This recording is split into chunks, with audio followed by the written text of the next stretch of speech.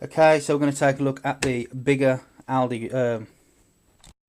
Okay, so we're going to take a look at the bigger Lidl Parkside hot glue gun. This again was $7.99, same kind of price that this was, $7.99, and it's the same. You can see it's the same kind of style, the green and black tough style casing. And this one, where the last one was a low temperature 5 watt gun, this one is 25 watts, 500 watts when heating up. And again, it says it takes approximately 5 minutes to get to 150 degrees C, whereas this one was 105 degrees C previously for the low temp, so about an extra 45 degrees C. I want to do the test again with the styrofoam, just to see if there's any difference or not. If there isn't, and it doesn't really damage the styrofoam, of course that's a bonus, because it can be used for the modelling side of things with the foam as well. Its max temperature, it says here, what it gets to is about 190 C, so if it's been left on for a long time, that might prove a problem when it comes to the foam anyway. It does have a cordless operating setup in here, but you can also plug the cord into the direct into the base of the gun and use it straight from the cord as well, so you don't have to use the cordless stand. Basically the stand basically plugs in and it charges, heats up, then you pull it out and you can use it freely if you don't want to use the cable plugged into it. It does give you 3 times glue sticks at 18 centimeters in length, and they're 11 millimeters in diameter, and they were selling some refill packs of 11. Of course they're universal, but they are designed to go with the item that they're selling, and these are 280 millimeters in length, so these are really long. However, like we'll see, it's built for 11 millimeter diameter, as it says on there. 11 millimeter diameter, but I have got some smaller ones that are a little bit more opaque than these translucent ones that are 12 millimeters, and I have already tried in the gun, and they do fit. So if you do have any 12, this is one that I'm going to use, because once you put the glue stick in, you can't pull it back out, because obviously it melts into another shape at the end. It goes into the gun, so it ends up, you end up having a shell like that, and it gets stuck and you can't pull it back out. So and you'll damage it if you force it back out. So what I don't want, if I have to put the gun back away with the stick still inside it, I don't want a great big massive either the 18 centimeter one that it comes with, or the what's that one, 280 it says on there. I don't then what we got, so 18 there, so they're 180 millimeters, the ones that it includes, 280 millimeters for a definite, those. And this one is a 12 millimeter diameter one that I just had. I've got a load of these in a pack. I think these are Black Spur glue sticks or something like that, but they do fit. This is the one I'm going to test with. So I won't be testing the actual glue sticks that it comes with, but really I'm only really looking at the gun. Anyway, you can see I'll compare the 2 guns anyway, but you can see that the little sticks that come with the previous gun are a lot smaller and a lot thinner in diameter, but I will get them out and compare the guns as well. So we'll take a look at that. So what I don't, obviously, like I said, what I don't want to do is have one of these great big massive glue sticks sticking out of the gun. You can see there on the picture. I'll take it that's the one that it comes with for free in the box that's sticking out. That sticks out a fair bit. I'm only going to glue 2 pieces of foam together for now, and one of these I've no doubt will stick out even longer. So we'll get to opening up the gun and taking a look at it. So case wise, we've got this tough case with lockable latch. clip. There. And this handle swings in and out. Now, it is actually good that they include a tough case for it. Most people though might actually have it just set up already on the bench, because it does come with, like I say, a stand that's well, it's not really a charging stand because there's no battery in the gun, but it basically connects it to the mains cable and then briefly disconnects it while you use it, and then put it back down. So the model number, as you can see there it is, there's a stand there. And you basically, the cable can either go into the stand where there's an adaptive piece that plugs into the handle, or you can take that cable out and put it directly into the gun and use it just like the other gun with a corded constant corded version of it. But you can see that some people might just have this set up permanently on their workbench in that stand holder, and they might not bother with the case. But it is good to have that there, because some people might not have the room to do that. They might have a limited work table or workspace, and they might have to pack the gun away and put it away on a shelf or in a box or something to store. So the opportunity to have the option is always good for the case. Now there's one of the sticks that comes free with it. As you can see, it's a lot shorter than the ones that are in the box of sticks that they sell to go for with the gun, if you want to say that. The ancillary parts that they sell to go with most of this stuff like that. I don't know if they had any glitter ones in this size as well. They did for the other one, the low temperature one. This I don't know whether they did or not. Like I say, there's your cable, and it's one of those connectors that you used to see with many electrical items. There's your stand. As you can see, it's the fitting is exactly the same as the cable for the stand. So the cable just basically fits in at the bottom, and so does the stand.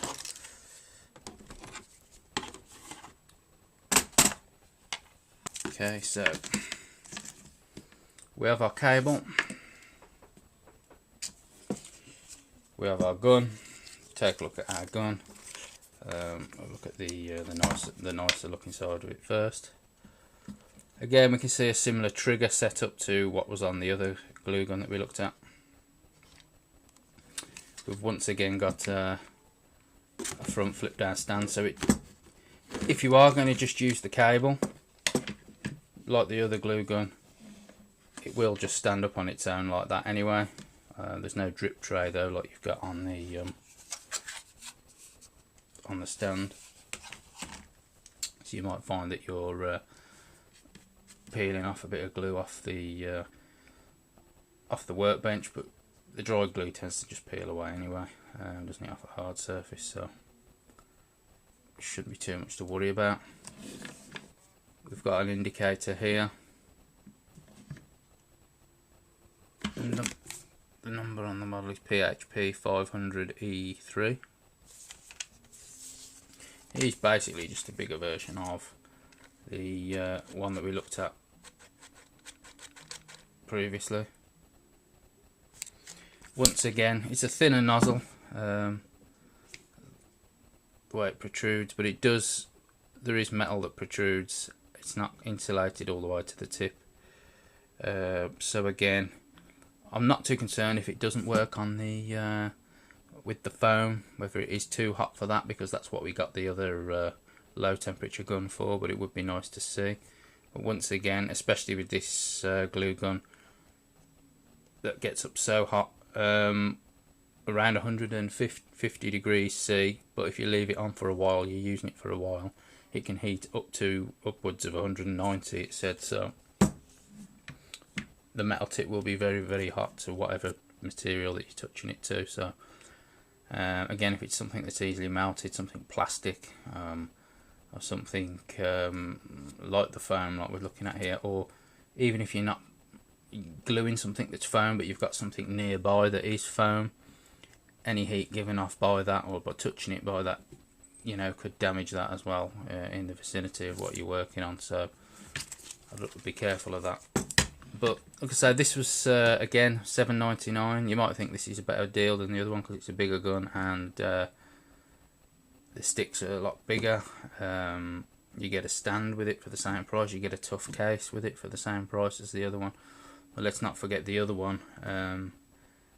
We can glue things low temperature foam and things like that. But this one we can't do. So they're both the same price, but they both have their kind of little niche area where the other one can't do what the other one can. That being said, as long as the low temperature one can melt the glue, which it can, it can pretty much glue anything what this one can as well, I would have thought.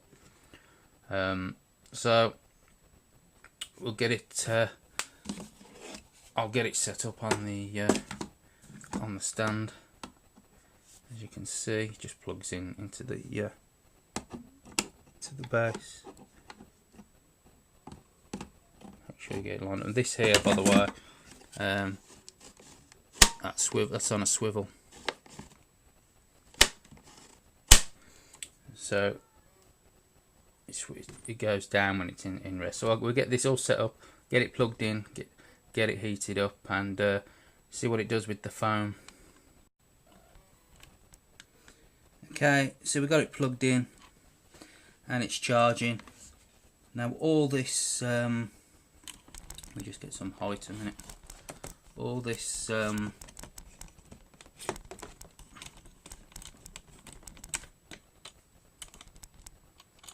all this light here seems to do is just to tell you that it's on and it's warming up. If you're using the stand, obviously you don't need to use the flip down stand. So that's how it's like that. Of course, like I say, you can always plug it in directly to the cable, and then you use your flip down stand then. It's normal if that's how you prefer to use it.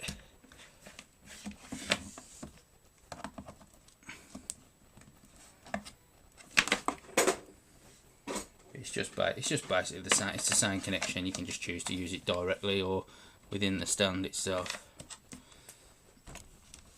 So that tells you the glue gun's heating up. What we're going to do is load a stick into it. Now let's get it on. This one's bigger. So this is 12. The 12mm sticks that I had. Like I said, it does fit, and a lot of the like collet in here and here are rubber anyway, so they will stretch. So they will be designed basically to take 11mm glue sticks that are a little bit over tolerance when they've been made in the factory anyway. So you might find a lot of these 11mm diameter sticks are in fact around 12mm or closer to 12mm than they are actually 11. So anyway, so they're not all going to come out bang on 11. As you can see, the 12mm sticks do fit just as well. So we're going to put that on to heat up. Plug that in. Press that down. Let that charge. Give that a charge. Now it does say it takes 5 minutes. So I'll let that heat up for 5 minutes and then we'll come back. We can actually take a look and see the difference in the size of the glue sticks while it heats up, and the difference between the two guns in size as well. This is the one that comes in the ancillary pack that you can buy to go with it. The size of that, and it is quite flexible, and it's very clear. This is the one that comes with them in the case. You get 3 of these, slightly smaller, a little bit more opaque, a little bit more cloudy. And this is the one from the previous gun that we looked at before in comparison. So you got me, the player, and the rest of them, the rest of the guys. If you look, obviously you can see as well, in diameter it's a lot bigger of a gun. The diameter itself. If you look at these other ones as well, that was 12mm in diameter, the Black Spur ones, and these are 11mm. You can actually see that they're the 11mm ones are actually about 1 millimeter or half a millimeter bigger in diameter than the 12 ones labelled as 12mm, which is what I was saying to you, that they're not going to come out of the factory exactly bang on 11mm anyway. That's why there's a give on the rubber collet. So if you got something that's a glue stick that's 12mm, it's going to fit in this 11mm gun. I really wouldn't worry about that too much. Same as if I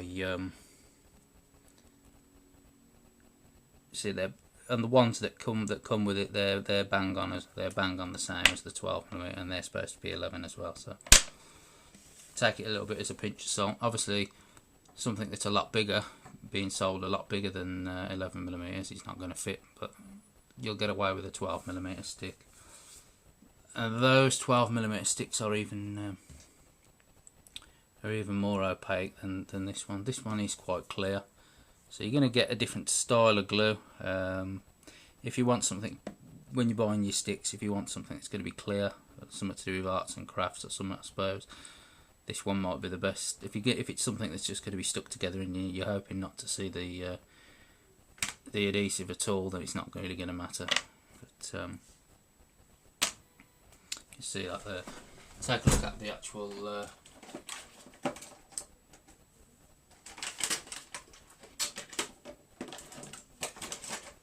take a look at the actual gun itself.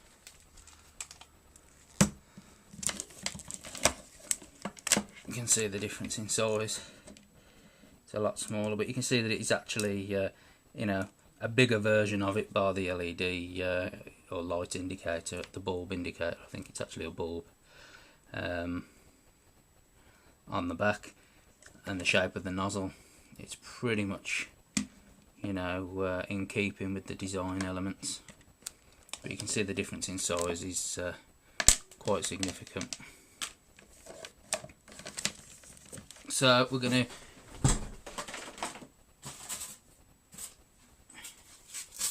I've got a little piece here.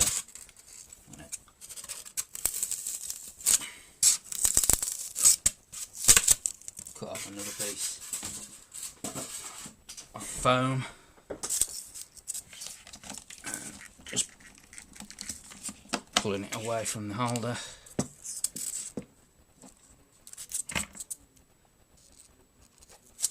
Do it on the flat.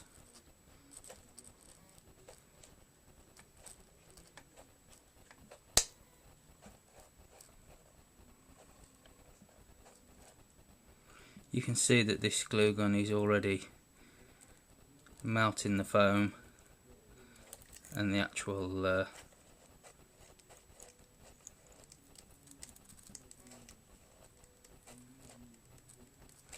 see, it's put that down. See, I think that takes a little bit longer than 5 minutes to heat up, if I'm being honest. So I'm just gonna directly plug that in for the minute.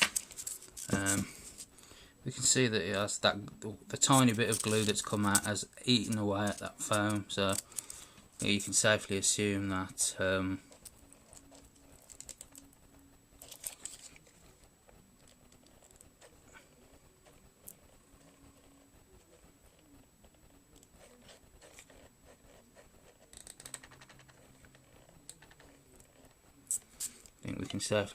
it's not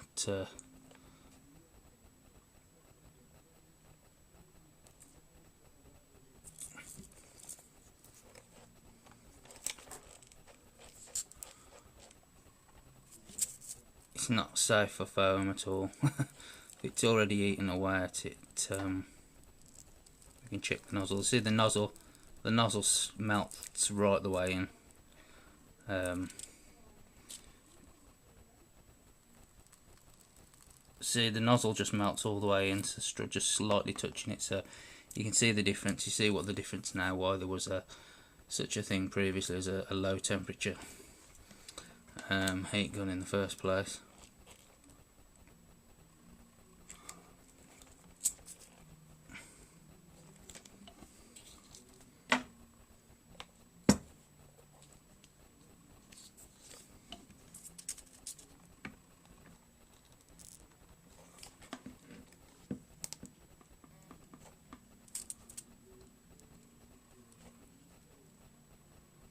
So finally we get some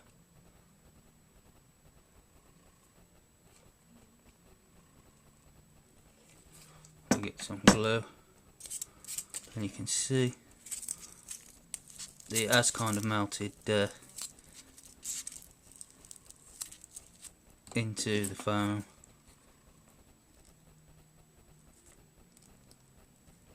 I'll just put some on the top of there so we can see if how that eats away into the foam. And you can see that it does actually eat away, and it is melting into the foam, so there's no chance that this gun can be used for working on the foam, but for the sake of $7.99 I threw my old Bostik one away, and I've got one for anything else that needs to be done as well. And I've also got one, the previous one that we just looked at previously, and just pulled back out again to compare the size for working on foam. You can see that's actually the heat from the glue now has actually put a great big, where it was fused together, we joined it together, it's actually blew a great big hot melted hole in the middle, as you can see, look.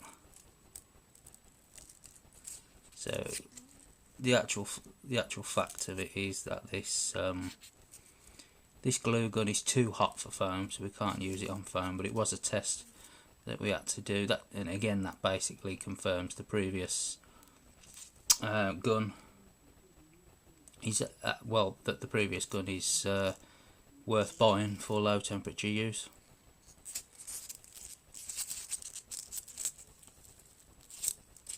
So this gun is useless for any foam work. I mean, I can feel that glue there on my finger, that is quite hot, so I'm not surprised it melted the foam. But there's an acid test that we can use that we compared with the last gun. So both guns $7.99, but they both have the kind of own separate usage areas. If you want to buy one for modelling, working with foam, then buy the other one, the smaller one, the low temperature gun at 5 watts. If you're looking for any gun, if obviously they're not going to have one in all the time, but if you're looking for any gun for modelling, then you know to look for one around 5 watts and 105 degrees in temperature. This one, however, all your usual kind of stuff, fair enough. Bit that you might use it for the odd bit of carpentry work and things, and craft work that can get away with those kind of temperatures, then that's fair enough. Well, I honestly wouldn't for anything else other than that. It's too hot for anything else. So